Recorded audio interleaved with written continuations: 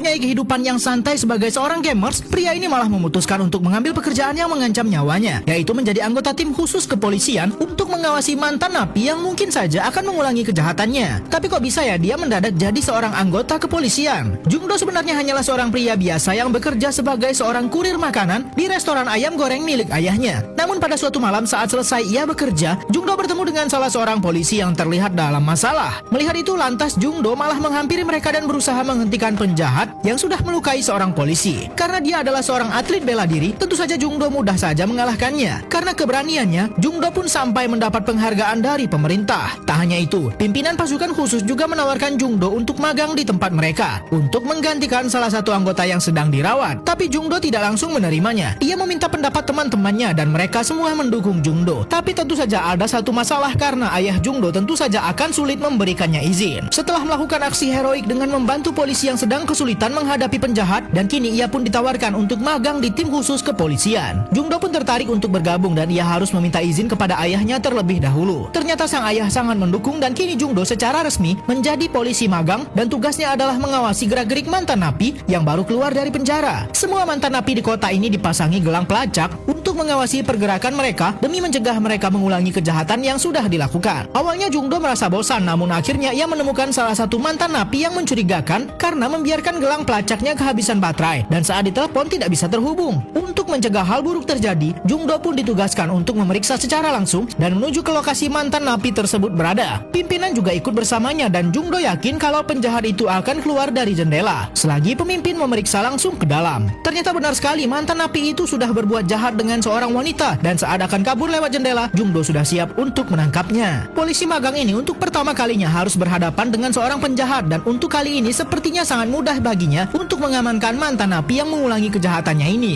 Dan Jungdo pun sepertinya semakin bersemangat dengan pekerjaan barunya ini. Ia terus mengawasi mantan napi yang dicurigai akan mengulangi kejahatannya. Tapi karena masih terlalu menggebu-gebu, Jungdo sulit mengendalikan emosinya dan hampir saja ia melukai target mereka. Untunglah pimpinan masih sempat mengejar dan menghentikan Jungdo. Sepertinya Jungdo harus masih banyak belajar untuk menjadi anggota khusus kepolisian. Namun pimpinan tidak terlalu mempermasalahkan sikap Jungdo dan malah mengajak Jungdo dan teman-temannya makan malam bersama. Namun saat mereka selesai makan di restoran, anggota di kantor memberikan kabar kepada pemimpin bahwa ada salah satu mantan napi yang mencurigakan karena membiarkan alat pelacaknya kehabisan baterai dan tidak bisa dihubungi. Jungdo dan pemimpin langsung menuju ke lokasi terakhir penjahat ini terlacak. Keberadaannya semakin sulit ditemukan karena ternyata penjahat itu sudah merusak gelang pelacak miliknya. Sebuah drone diterbangkan untuk mencari seorang penjahat yang kabur di sekitar kawasan ini. Setelah keberadaannya ditemukan, Jungdo yang merupakan seorang polisi magang pun akan menangkapnya. Pemimpin sempat mengkhawatirkan Jungdo karena penjahat itu bersenjata, tapi ia tetap nekat berlari mengejar penjahat itu. Pimpinan memberikan arahan melalui alat komunikasi mereka dan terlihat penjahat itu seperti mendobrak rumah seseorang. Pria ini adalah mantan narapidana yang baru saja keluar dari penjara dan ternyata ia masih saja berbuat jahat. Jungdo pun berusaha menenangkannya dan penjahat ini malah melawan. Tapi karena Jungdo adalah polisi magang yang berbakat, mudah baginya untuk membuat penjahat ini tak berdaya. Namun penjahat ini malah mengancam ingin mengakhiri hidupnya sendiri. Pimpinan yang sudah tahu betul bagaimana tabiat penjahat ini pun meminta Jungdo mengulangi perkataannya untuk disampaikan kepada penjahat ini. Ternyata kalimat yang diucapkan pimpinan benar-benar membuat penjahat ini luluh dan menghentikan perbuatan jahatnya. Disinilah Jungdo sadar bahwa untuk menangani sebuah kasus tidak selamanya harus menggunakan kekerasan. Polisi magang ini terus mengawasi para mantan narapidana yang kini menjadi tanggung jawab tim khusus kepolisian. Tujuan mereka adalah memastikan tidak ada mantan narapidana yang mengulangi kejahatan mereka. Namun malam ini lagi-lagi mereka mendapati pergerakan salah seorang mantan napi yang mencurigakan dan bahkan mengancam mereka melalui telepon. Jungdo bersama pemimpin pun langsung menuju ke lokasi terakhir penjahat itu berada dan ternyata ia sudah cukup lama pergi. Jungdo langsung memeriksa semua tempat yang dimana banyak wanita di sana karena penjahat ini dulunya adalah seseorang yang suka melecehkan perempuan. Ternyata perkiraan Jungdo benar. Penjahat ini masuk ke sebuah salon milik seorang perempuan dan langsung menjalankan niat jahatnya. Untunglah Jungdo berhasil menemukan penjahat itu dan langsung memecahkan kaca pintu untuk menghentikan pria tak bermoral ini. Tanpa pikir panjang lagi, Jungdo langsung mengambil tindakan sendiri walaupun ia hanya seorang polisi magang. Dan karena keberaniannya selama magang, Jungdo pun mendapat penghargaan khusus dan kini ia resmi diangkat menjadi anggota tetap tim khusus kepolisian. Tapi dengan begitu tanggung jawabnya semakin besar dan ia akan menghadapi kasus yang lebih besar lagi. Seorang tahanan dengan latar belakang kejahatan pelecehan terhadap anak di bawah umur baru saja dibebaskan. Namun tim khusus dari kepolisian akan tetap mengawasinya dengan memasang alat pelacak di kakinya dan jika didapati ada pergerakan mencurigakan, maka ia akan kembali ditindak. Saat mantan napi ini diantar pulang oleh kepolisian, ternyata sudah banyak warga yang mengamuk karena tidak sepantasnya seseorang yang sudah melecehkan anak dibebaskan. Mantan napi bernama Ki Jung ini pun sama sekali tidak memperdulikan amukan warga, dan saat pada malam harinya Ki Jung kedatangan seorang tamu yang ternyata itu adalah rekannya dulu saat masih aktif melecehkan anak-anak. Jung Do yang kini ditugaskan untuk mengawasi Ki Jung akan terus mengikuti kemanapun Ki Jung pergi. Karena pagi ini ada pergerakan dari Ki Jung, tim kepolisian pun langsung bergerak untuk mengikutinya. Terlihat penjahat ini seperti melakukan janji temu dengan seseorang yang mencurigakan, dan ternyata Ki Jung ditawari untuk kembali berbuat jahat dengan cara membuat video bersama anak-anak dan ia akan diberikan bayaran yang begitu besar. Jung Do yang sedang mengikuti Ki Jung terlihat kehilangan jejak dan ia melaporkan kepada pimpinan. Akhirnya pimpinan pun mencoba menelpon Ki Jung dan ternyata Ki Jung mengangkatnya, dan Ki Jung mengatakan ia sedang mencari makan di sebuah pusat perbelanjaan. Kali ini tim khusus kepolisian berhasil dikelabui oleh Ki Jung. Tapi ternyata walaupun sudah ditahan 10